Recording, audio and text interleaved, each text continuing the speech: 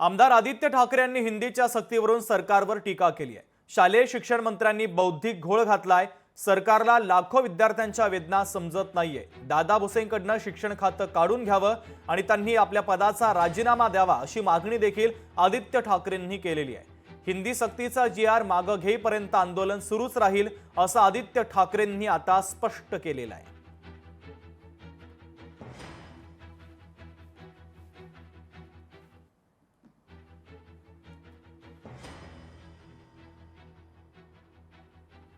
शालेय शिक्षण मंत्री गद्दार दादा भुसेंचा राजीनामा मागणार।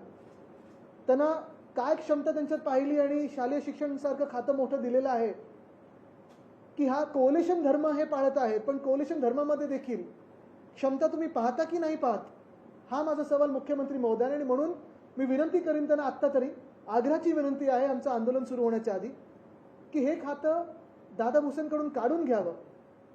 त्यांना मंत्री म्हणून कोलिशनचं तुमची काही अडचण असेल तर तुम्ही नुसतं मंत्रीपद ठेवावं त्यांच्याकडे। त्याला जबाबदार भाजपा आणि शालेय शिक्षण मंत्री दादा भुसे असतील। स्वतःच्या सरकारच्या विरुद्ध तुम्ही आंदोलन करताय की फडणवीस साहेबांच्या विरुद्ध आंदोलन करताय? कदाचित हे नाहीये ना की भाजपमध्ये अंतर्गत वाद आहेत, कारण ते पण आहेत, ते दिसतात आपल्याला।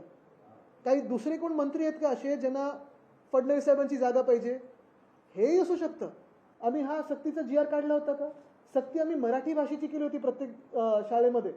आज मुंबई महानगरपालिकेत IB असेल, IGC असेल, ICSE असेल, CBSE असेल, SEC सोबत जेव्हा आम्ही आणलं तेव्हा सक्ती आम्ही मराठी भाषेची केली होती।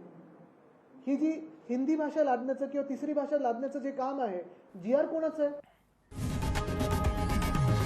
लोकशाही मराठी ऐका, पहा, जागरूक रहा।